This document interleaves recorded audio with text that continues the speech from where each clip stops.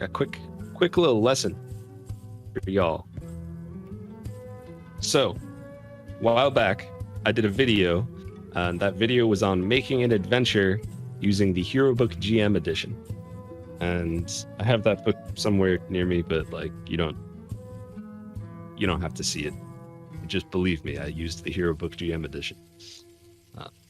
So essentially the concept behind that is random tables, right? What is a random table? It's exactly what it sounds like. It is a table with a list of things, and you roll to decide which one of those things you're going to use. The types of tables that you could have is endless. It's actually endless. You could have tables for loot. You could have tables for random encounters, and encounters that could be combat encounters, that could be social encounters, that could just be something happening in the environment. Throughout this game, I've actually used random tables quite a bit, and I'm going to be using them again tonight. Surprise, surprise. So if you want just something to really make your games feel, in my opinion, a little bit more real, and something to just help you with encounter building and that kind of thing, the way I go about it, I think we're going to focus a little bit more on encounters of the combat or social variety. The way I go about it is I will look at an area. So we'll say the Savalier Wood, right? If this is your homebrew setting, it should be easy. If this is your this is a setting that you're using that someone else has, it might be a little bit more difficult or whatever. But I look at the Savalier Wood. I say, what kind of creatures would live in the Savalier Wood? Okay, well, the lore tells me that there's some goblins in there. The story tells me that all this nasty stuff is happening there. So I know there's a hag there too.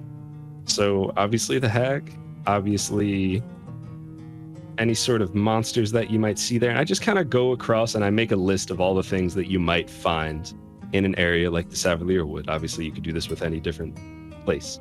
And sometimes this is something that just helps you get your ideas together and helps you just figure out like, okay, I don't really know exactly what they're going to face next. So you just get a list together of what they can face next. And that's going to set some ground rules for you where you know these are things that exist in this place, and they're not going to fight, like, we're talking about frost giants, right? They're not going to fight a frost giant in the Savalier Wood. It just doesn't make sense. There's no reason one would be there. Maybe if you did put one in there, it would just be for some crazy reason, and that could be a fun story. Typically, they're not going to find one there.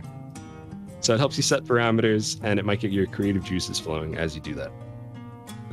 That's my process for kind of just making combat encounters and that kind of thing, or even the encounter where Mac chose not to do anything with the lady by the river, right? That was one of the options on my encounter table. It was because I knew there was a hag there. I knew that one of the regional effects was that they could project themselves and look like this specific thing. I said, okay, if I roll this number, they're going to find that.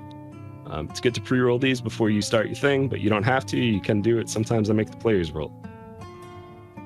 Whatever makes you happy, do it. And then as far as all the other things, environment, that kind of stuff, open up a book like Hero Book GM Edition and just start rolling through, put everything together. If it makes sense, it'll be a fun adventure. Doesn't make sense? Don't use it, just roll again. It's meant to get your creative juices flowing and just help you get some fun stuff done. That's what I use tables for. And if you want to learn more or even just see me do tables, make tables, that kind of thing, roll on tables, check out the video on jnjtabletop and check out Hero Book GM Edition because it's actually a pretty cool product. I have to say I agree. I think that's all I got for that. Anyone else have anything you want to say on tables? Or? I like the idea of having the players roll, because then if it's a bad roll, quote unquote, they can blame themselves. Is that bad? Yeah. Like, you rolled that 7. Okay. Here's a trick that I'm going to tell you DMs out there. Even if you rolled already, you could tell the players to roll. They don't know what's on the table. They don't know. They don't know what's behind the screen. Sometimes as a DM, I will roll the dice for no good reason just to see people get nervous. Oh man. If it's Like, like what- quiet for a little bit or a combat is gonna be happening and your players are all Yes. like arguing like about like, you know, what they might do or whatever, and suddenly they just hear Yeah, huh? and you just kind of look down and just go.